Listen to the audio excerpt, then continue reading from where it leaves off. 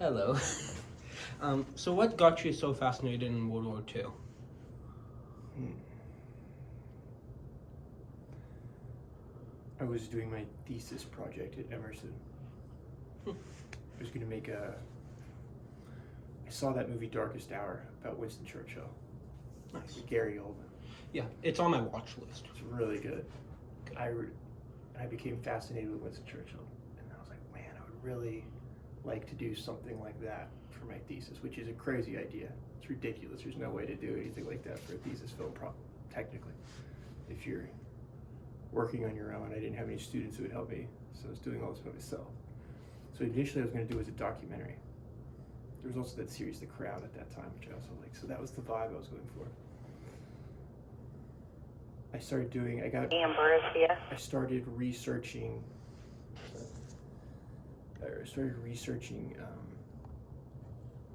the Harvard Archive, the story of Harvard during the lead up to World War II.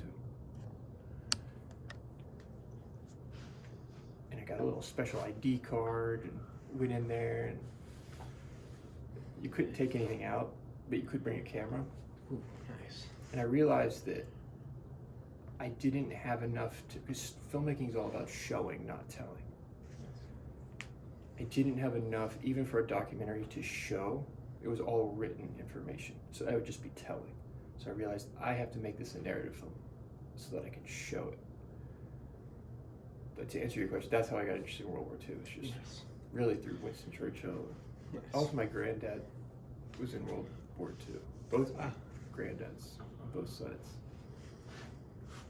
That's interesting. Yeah, so it was just, it's like a generation that I was named after my granddad. It's like a generational gap between that generation. Then you had like the 60s. Yeah. And now we have this generation. And there's just such a difference. So just, it's something to, I sometimes imagine, had I lived during that time, what would that have been like? That would have been wild. Yeah, it would have been different, very different than now. Yeah. Yeah. What was your other question? My other question was did you direct the Secret Scholar film? Did.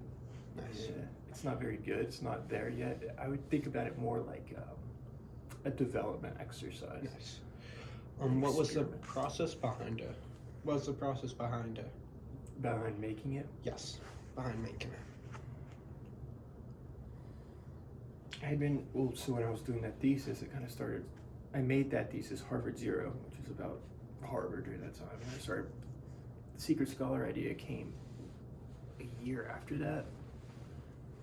So for the past 4 or 5 years, I've been writing that story, it's more of like a universe, a cinematic universe where there's multiple stories. Yes. I just really like the connection with Harry Potter, where it's this magical world beneath our nose, this world where knowledge and science is wielded like magic. Because what's the closest thing we have to wizards in real life? Science. Right?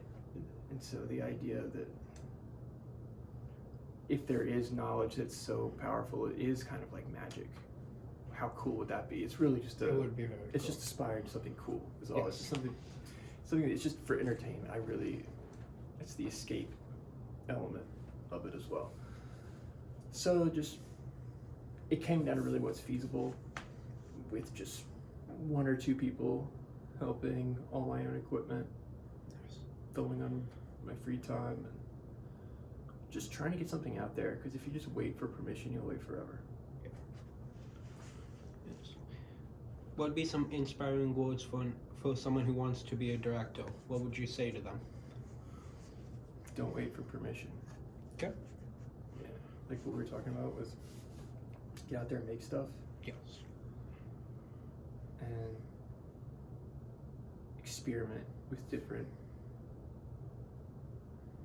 genres, techniques, mediums, anything that interests you. Here would be my advice. When you're making a piece of work, make it for you. Don't worry about what other people think. Write what you want to see. Make what you want to see on screen. Okay. And trust in your own instincts. Trust that those instincts will be shared by some people out there.